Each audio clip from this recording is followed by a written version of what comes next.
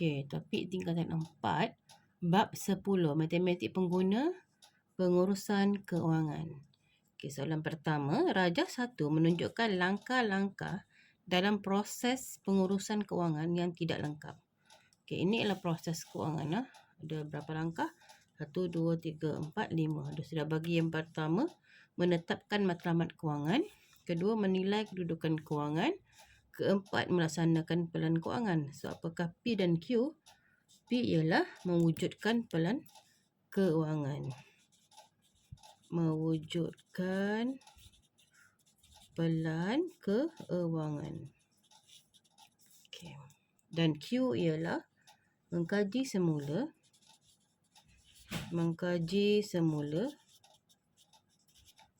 dan menyemak kemajuan.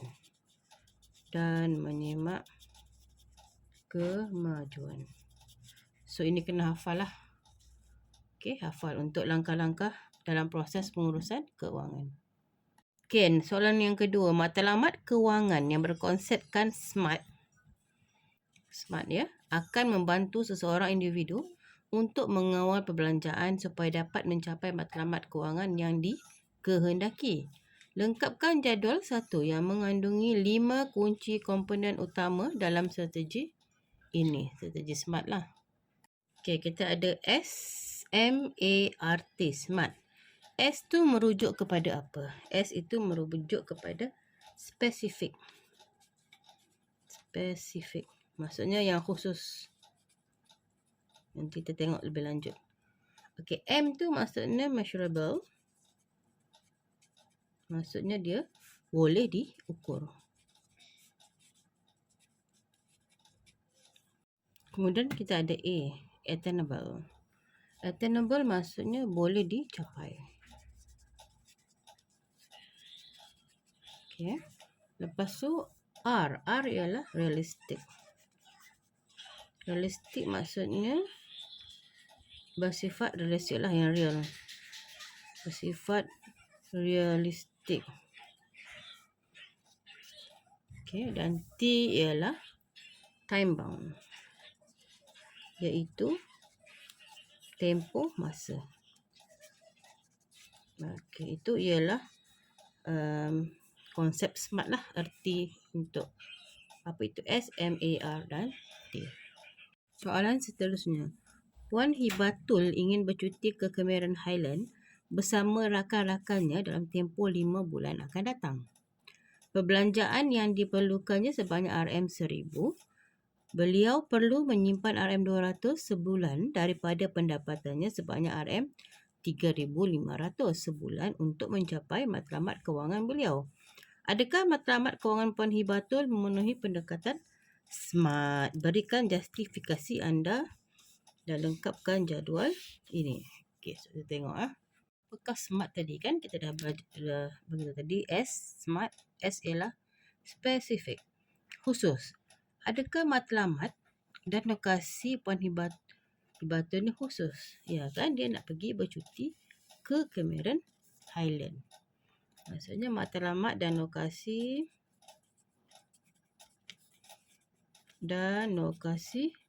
khusus, iaitu bercuti ke Cameron Highland. Khusus bercuti ke Cameron Highland.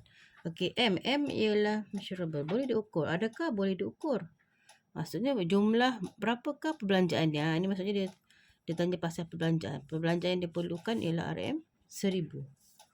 Jumlah wang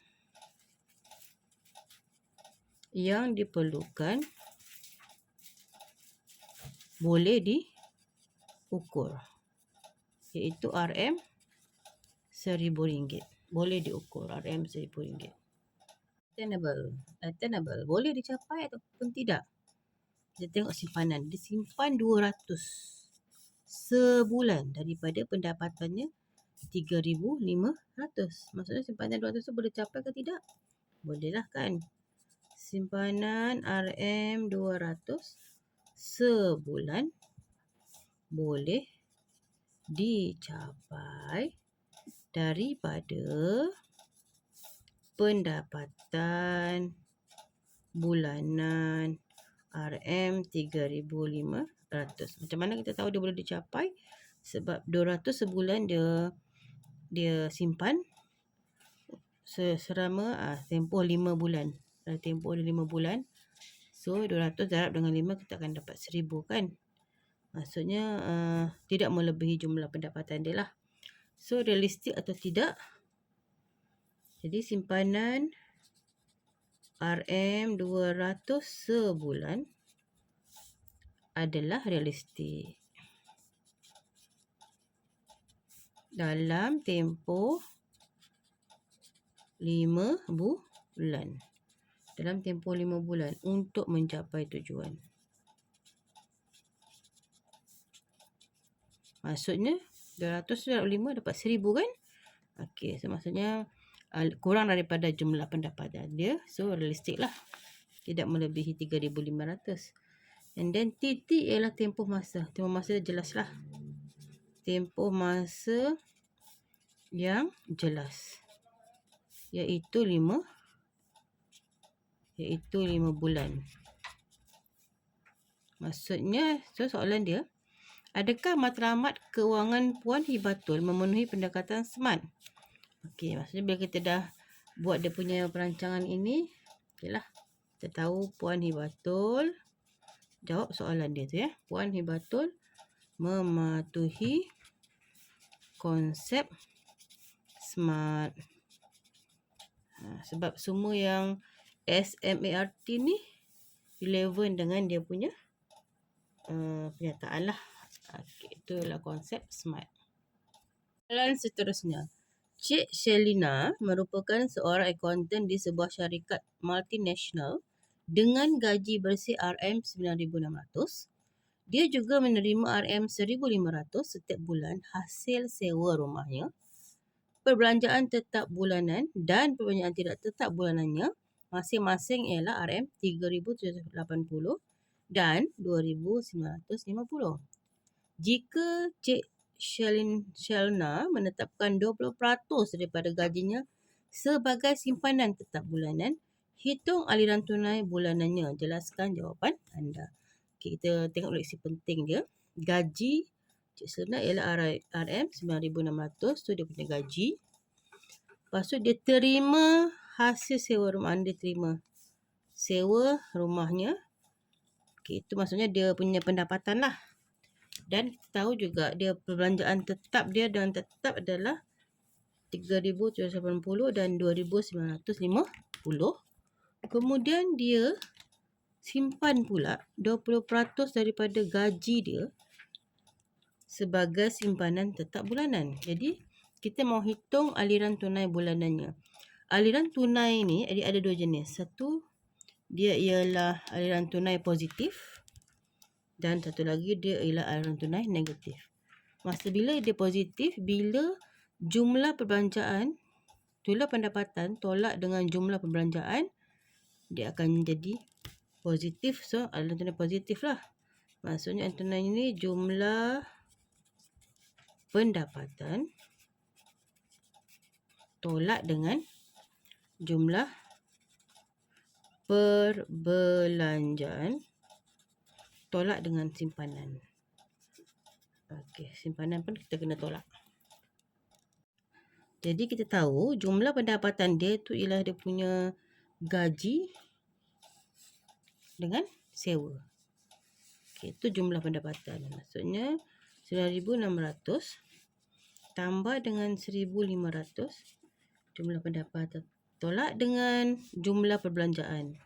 3,780 tolak lagi dengan 2,950. Perbelanjaan tetap dan perbelanjaan tidak tetap tolak dengan simpanan. Okay, simpanan dia 20% daripada gaji. Maksudnya 20% daripada gaji dia. Gaji dia 9,600. Darablah. Macam tu. Lepas tu kamu ambil kalkulator. Kamu tekan. Kamu akan dapat jawapan dia RM2,450. Kita tengok jawapan dia. Jawapan dia ialah positif. Kalau positif, maksudnya dia ialah aliran tunai positif. Aliran tunai positif sebanyak RM2,450.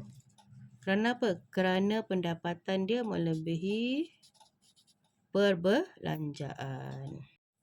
Pendapatan melebihi perbelanjaan.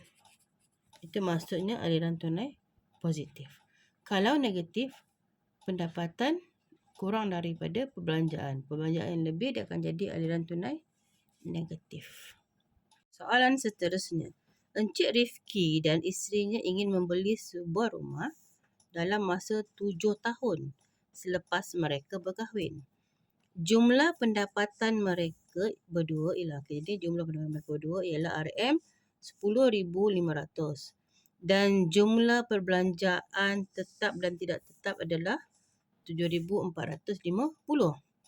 Mereka bercadang untuk membeli sebuah rumah banglo setingkat yang berharga RM462,000 dengan wang pendahuluan sebanyak 10% daripada harga rumah. Okey, soalan dia A. Hitung simpanan bulanan yang harus disimpan oleh Encik Rifki dan isterinya bagi mencapai matlamat tersebut. So, macam mana dia nak simpan, kita tengok. Okey, mula-mula kita tengok wang pendahuluan rumah dulu. Wang pendahuluan dia bayar 10% daripada harga rumah. Harga rumah ialah RM462,000. So, dia bayar deposit lah ni kan, RM46,200. Okey, bayar tu dulu. Okay, so, untuk kumpul wang pendahuluan ni dalam masa 7 tahun. Maksudnya simpanan bulanan dia,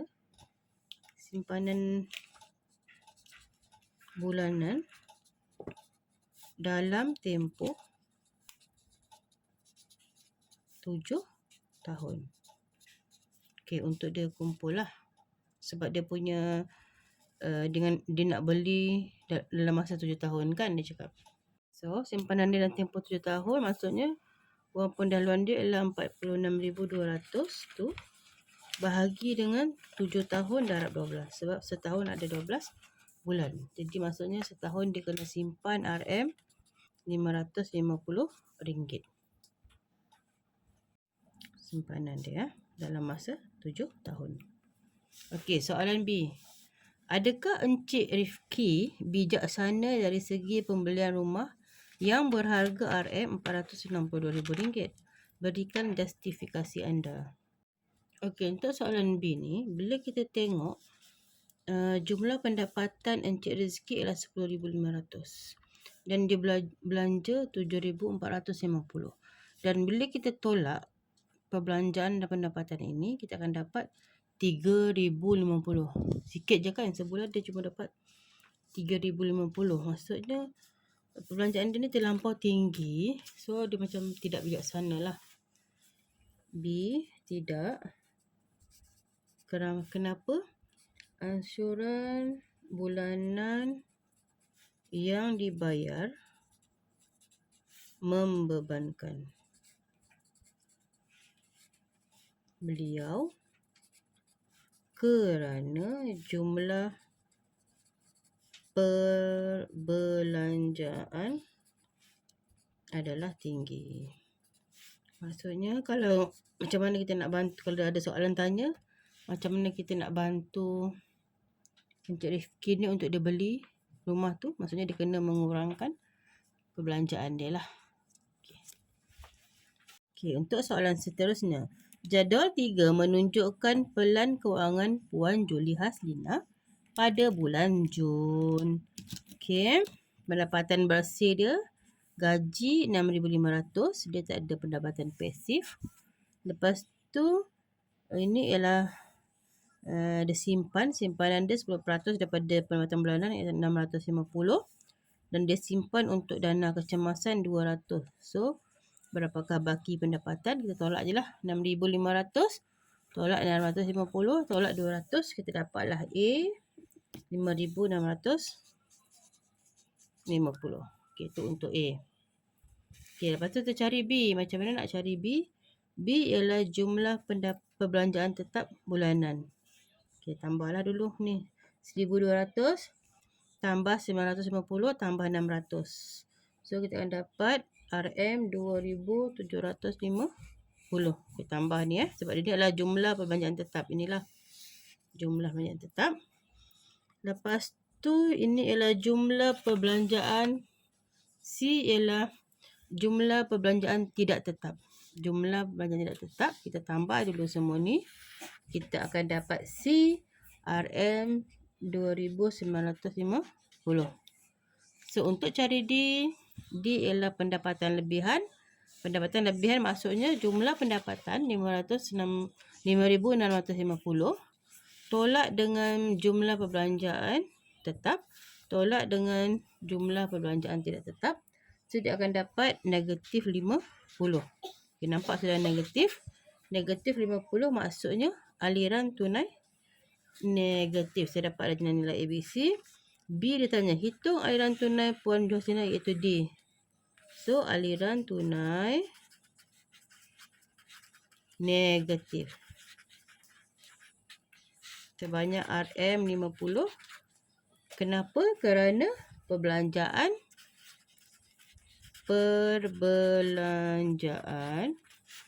melebihi pendapatan. Asal perbelanjaan melebihi pendapatan, maka aliran tunai adalah negatif.